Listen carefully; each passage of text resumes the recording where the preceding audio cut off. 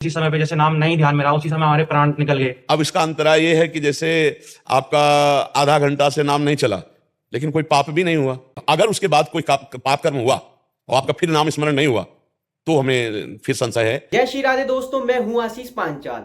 लेकर के आया हूं एक छोटी सी वीडियो महाराज जी के सत्संग से। एकांतिक में एक व्यक्ति आया, महाराज जी के दर्शन किए। उस व्यक्ति ने महाराज जी से यह प्रश्न किया कि अगर हम नाम जप करते करते छोड़ दे और हमारी उसी समय मृत्यु हो जाए तो क्या हमें भगवत प्राप्ति हो जाएगी? तो इस पर क्या बोले महाराज जी, सुनते हैं महाराज जी के मुख से। क्योंकि उसके द्वारा कोई पाप कर्म नहीं हुआ। अब काम में जा रहे हैं, हम आधा घंटा किसी काम में रत है और आधा घंटा पहले राधा बोला था और वो काम पाप वाला नहीं है, हमसे पाप नहीं हुआ, तो हमें भगवत प्राप्ति हो जाएगी। संत हनुमान प्रसाद जी महाराज जी ने भी बताया था, वो भी बता रहे हैं महाराज जी उन्होंने क्या कहा था।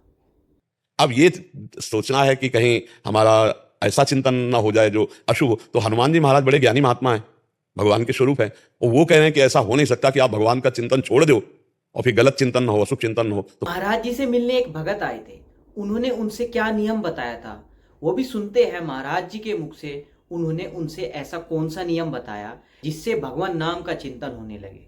हमें लगता है कि हमें बीच बीच में, हम एक दिन जहां बैठे हैं, एक भगत बैठे थे, उनसे कहा था 5 मिनट का नियम ले लो कि 5 मिनट में एक बार राधा बोलना ही है। तो ये नियम आपको 24 घंटे भजन कराने लगेगा, क्योंकि एक बार हम बोला राधा, फिर हमें चिंता हो जाएगी कि अगला 5 मिनट में हमें एक बार राधा बोलना है। उन्होंने उस भगत से बताया कि आप हर 5 मिनट बाद राधा नाम लोगे तो आपका काम हो जाएगा। तो एक मतलब राधा नाम 5 मिनट में एक बोलने के, उसमें हम सैकड़ों बार राधा बोलेंगे कि यार हमको राधा बोलना है, 5 मिनट बाद राधा बोलना है, हर 5 मिनट में एक बार बोलो राधा राधा, बस आपका काम हो जाएगा। हमारे शरीर को महाराज जी ने स्त्री और पुरुष का शरीर नहीं बताया, और इसके साथ साथ महाराज जी ने भजन को रुपये जैसा बताया। देखो, हमारा तुम्हारा कोई स्त्री पुरुष का शरीर नहीं है। जो मैं है तत्व है, वो स्त्री पुरुष शरीरधारी नहीं है, वो चैतन्य घन प्रकाश है। उसी प्रकाश से हम श्री जी की सेवा में जाते हैं, दिव्य रूप हमारा। तो इसीलिए तो कहते हैं भजन कर लो। भजन मतलब ये समझो कि आपके पास रुपया है, रुपया। आखिरकार महाराज जी ने भजन को रुपये जैसा क्यों बताया? क्या बताया भजन के बारे में और रुपये के बारे में?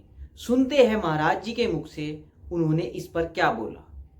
और रुपया बढ़िया है तो होटल में आराम से रुक जाओ, जो आदेश करो भोजन मिलेगा, वैसे सुविधा मिलेगी जैसा आपके पास रुपया है। बिल्कुल ठीक ऐसे ही भजन समझ लो। आप जितना भजन करोगे उतना ही आपको सुख मिलेगा। महाराज जी कह रहे हैं शुभ और अशुभ का चक्र बिल्कुल आएगा, प्रतिकूलता आएगी, अनुकूलता आएगी, लेकिन इसमें हमें भजन का प्रयोग नहीं करना चाहिए। इस जगह अभी आपकी खेती पुरानी चल रही है, तो उसका शुभ और अशुभ का चक्र आएगा। कभी बढ़िया अनुकूलता आ जाएगी, कभी प्रतिकूलता, इसको तो भोगना पड़ेगा।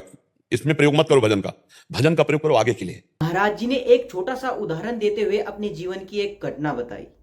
जैसे कोई ज्यादा पैसे कमाने के लिए ओवर टाइम करता है, ऐसे ही महाराज जी को बचपन में भजन की लगन लगी। सुनते हैं महाराज जी के मुख से, उन्होंने बचपन में कैसे भजन किया। जब हमें लगन लगती है ना, जैसे रुपया कमाने की, तो ओवर टाइम लोग नहीं करते। ऐसे ही भजन की जब लगन लगी तो बचपन में ना, तो जब देखते सब सो गए तब उठ के बैठ जाते। इस शरीर के लिए जैसे सभी कार्य जरूरी है, ठीक ऐसे ही हमारे जीवन के लिए भजन भी जरूरी है। तो आप भी भजन कीजिए। वीडियो कैसी लगी आपको कमेंट करके जरूर बताइए। अगर आपको वीडियो अच्छी लगी तो प्लीज़ लाइक भी कर दीजिए। अगर आप हमारे चैनल पर नए हैं तो प्लीज़ चैनल को सब्सक्राइब भी कर दीजिए। देखते रहिए @आशीष पांचाल। नमस्कार, जय श्री राम, जय श्री कृष्णा, जय श्री राधे।